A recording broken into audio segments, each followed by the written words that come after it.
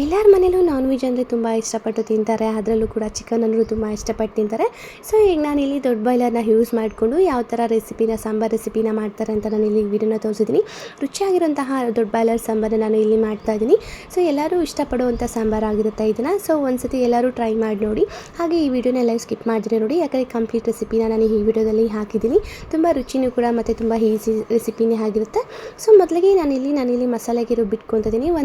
ಒಂದು ಹಿಡಿಯಾಗಷ್ಟು ಕೊತ್ತಂಬರಿ ಸೊಪ್ಪು, ಪುದೀನ ಸೊಪ್ಪು, ಹಾಗೆ ಒಂದು ಈರುಳ್ಳಿ ಮತ್ತು 2 ಬೆಳ್ಳುಳ್ಳಿ ಮತ್ತು 2 ರಿಂದ 3 ಇಂಚಷ್ಟು ನಾನು ಶುಂಠಿನ ತೊಗೊತಾ ಇದ್ದೀನಿ. ಸೊ ಇದನ್ನು ನಾನು ಮಿಕ್ಸಿ ಜಾರ್ಗೆ ನಾನು ಇಲ್ಲಿ ಶಿಫ್ಟ್ ಮಾಡ್ಕೊತಾ ಇದ್ದೀನಿ. ನಾನಿಲ್ಲಿ ಸ್ವಲ್ಪ ಶುಂಠಿ ಮತ್ತು ಬೆಳ್ಳುಳ್ಳಿ, ಕೊತ್ತಂಬರಿ ಸೊಪ್ಪು ಮತ್ತು ಪುದೀನ ಸೊಪ್ಪು, ಹಾಗೆ ಸಣ್ಣದಾಗಿ ಹಚ್ಚಿಟ್ಕೊಂಡಿರುವಂತಹ ಈರುಳ್ಳಿನ ಕೂಡ ಹಾಕ್ತಾ ಇದ್ದೀನಿ. ಇದ್ರ ಜೊತೆಗೆ ನಾನು ಸ್ವಲ್ಪ ನೀರನ್ನು ಹಾಕ್ಕೊಂಡು ಸಾಫ್ಟಾಗಿ ಪೇಸ್ಟ್ ಮಾಡ್ಕೊತಾ ಇದ್ದೀನಿ. ಇದೆಲ್ಲ ಆದಮೇಲೆ ನಾನಿಲ್ಲಿ ಒಂದು ಕುಕ್ಕರ್ಗೆ ಸ್ವಲ್ಪ ಬಿಸಿ ಮಾಡಿಕೊಂಡು ಸ್ವಲ್ಪ ಎಣ್ಣೆನ ಹಾಕ್ಕೊಂಡು ಒಗ್ಗರಣೆಗೆ ನಾನಿಲ್ಲಿ ಈರುಳ್ಳಿನ ಹಾಕ್ಕೊಂಡು ನೀಟಾಗಿ ಫ್ರೈ ಮಾಡ್ಕೊತಾ ಇದ್ದೀನಿ. ಈರುಳ್ಳಿ ಎಲ್ಲವೂ ನೀಟಾಗಿ ಸಾಫ್ಟ್ ಆಗೋವರೆಗೂ ನಾವು ಫ್ರೈ ಮಾಡಿಕೊಂಡು ಆಗಲೇ ರುಬ್ಬಿಟ್ಕೊಂಡಿರುವಂತಹ ಮಸಾಲೆನ ನಾವು ಇಲ್ಲಿ ಹಾಕ್ತಾಯಿದ್ದೀವಿ.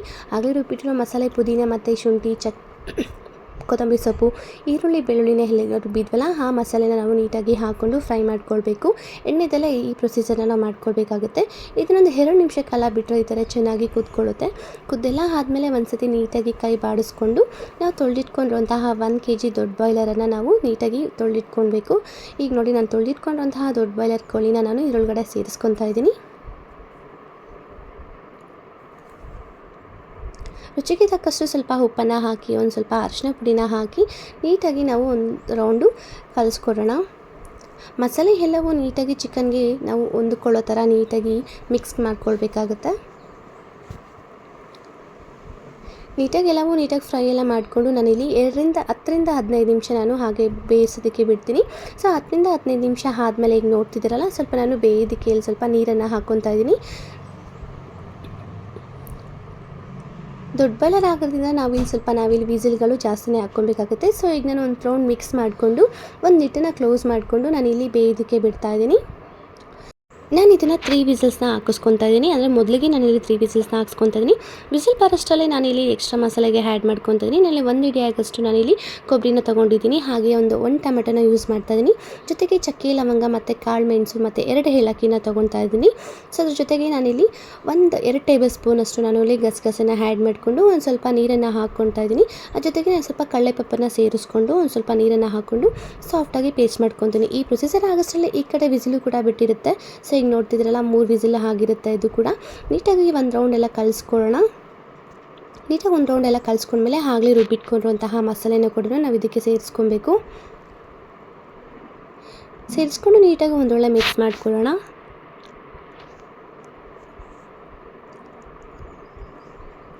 ನೀಟಾಗಿ ಒಂದು ಕಡೆಯಿಂದ ನೀಟಾಗಿ ಮಿಕ್ಸ್ ಎಲ್ಲ ಆದಮೇಲೆ ಮತ್ತೆ ನಾನು ಒಂದು ಲಿಟ್ಟನ್ನು ಕ್ಲೋಸ್ ಮಾಡಿಕೊಂಡು ಮತ್ತೆ ನಾನು ಇದಕ್ಕೆ 3 ವಿಸಿಲ್ಸ್ನ ಕೂಗಿಸ್ಕೊತಾ ಇದ್ದೀನಿ. ಸೊ ನೆನ್ಪಿಟ್ಕೊಳ್ಳಿ, ಆಗಲೇ 3 ವಿಸಲ್, ಈಗ 3 ವಿಸಲ್, ಟೋಟಲ್ 6 ವಿಸಲ್ಸ್ ಆಗಿರುತ್ತೆ. ಸೊ ಈ ವಿಸಲೆಲ್ಲ ಬಂದು ಆದಮೇಲೆ ನೋಡಿ ನಾನು ಓಪನ್ ಮಾಡಿ ತೋರಿಸ್ತಾ ಇದ್ದೀನಿ. ಇದೆಲ್ಲ ಆದಮೇಲೆ ನಾನಿಲ್ಲಿ 2 ಟೇಬಲ್ ಸ್ಪೂನಷ್ಟು ಧನಿಯಾ ಪೌಡರ್ನ ಹಾಕ್ಕೊತಿದ್ದೀನಿ. ಜೊತೆಗೆ ಖಾರಕ್ಕೆ ನಾನು ಸ್ವಲ್ಪ ಇಲ್ಲಿ ಖಾರದ ಪುಡಿನ ಹಾಕ್ಕೊಂಡು ರುಚಿ ನೋಡಿಕೊಂಡು ಸ್ವಲ್ಪ ನಾನು ಉಪ್ಪನ್ನು ಕೂಡ ಹಾಕ್ಕೊಂಡು ನೀಟಾಗಿ ಸಾಂಬಾರನ್ನ ನಾನು ಇಲ್ಲಿ ಕುದಿಸ್ಕೊಳ್ತಾ ಇದ್ದೀನಿ.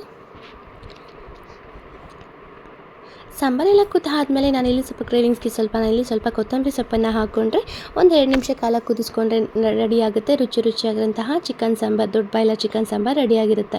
ಸೊ ಒಂದ್ಸತಿ ಯಾರಾದರೂ ನನ್ನ ವೀಡಿಯೋ ನೋಡ್ತೀರಾ, ದಯವಿಟ್ಟು ಈ ರೆಸಿಪಿನ ಮನೇಲಿ ಟ್ರೈ ಮಾಡಿ ನೋಡಿ, ಮತ್ತು ಹೇಗಿದೆ ಅಂತ ಕಮೆಂಟ್ ಸೆಕ್ಷನಲ್ಲಿ ಕಮೆಂಟ್ ಮಾಡಿ. ಸೊ ಯಾರೆಲ್ಲ ಈ ವಿಡಿಯೋ ನೋಡ್ತಿದ್ದಾರೋ ಅವ್ರಿಗೆಲ್ಲ ಧನ್ಯವಾದಗಳು. ಹಾಗೆ ನನ್ನ ಚಾನಲ್ನ ಸಬ್ಸ್ಕ್ರೈಬ್ ಮಾಡ್ಕೊಳ್ಳಿ. ಫಸ್ಟ್ ಟೈಮ್ ಆಗಿರೋ ನನ್ನ ಚಾನಲ್ನ ಸಬ್ಸ್ಕ್ರೈಬ್ ಮಾಡ್ಕೊಳ್ಳಿ. ಹಾಗೆ ಎಲ್ಲರಿಗೂ ನಿನ್ನ ಫ್ರೆಂಡ್ಸ್, ಫ್ಯಾಮಿಲಿಗೆ ಶೇರ್ ಮಾಡ್ಕೊಳ್ಳಿ. ನಾನು ಈ ಸಾಂಬಾರನ್ನ ಮುದ್ದೆಗೆ ತೊಗೊತಾ ಇದ್ದೀನಿ. ನಾನ್ ವೆಜ್ ಅಂತ ಬಂದರೆ ನಾನು ಸ್ಪೆಷಲಾಗಿ ನಾನು ಹೇಳೋದು ಮುದ್ದೆಗೆ ನಾನು ಇಷ್ಟಪಟ್ಟು ನಾನು ತೊಗೊಳ್ಳೋದು. ಸೊ ನಿಮಗೆ ಮುದ್ದೆಗಾಗಲಿ, ಅನ್ನಕ್ಕಾಗಲಿ, ರುಚಿ ಚಪಾತಿಗಾಗಲಿ ಎಲ್ಲದಕ್ಕೂ ಕೂಡ ಈ ಸಾಂಬಾರು ತುಂಬ ಹೊಂದ್ಕೊಳ್ಳುತ್ತೆ ಮತ್ತು ರುಚಿನೂ ಕೂಡ ತುಂಬ ಹೈ ಪಿಕ್ಕಲ್ಲೇ ಇರುತ್ತೆ ಅಂತ ಹೇಳ್ತಾ ಇದ್ದೀನಿ. ಸೊ ನನ್ನ ವೀಡಿಯೋನೆಲ್ಲ ಯಾರು ನೋಡ್ತಿದ್ರೋ ಅವರೆಲ್ಲರಿಗೂ ಕೂಡ ಧನ್ಯವಾದಗಳು. Thank you.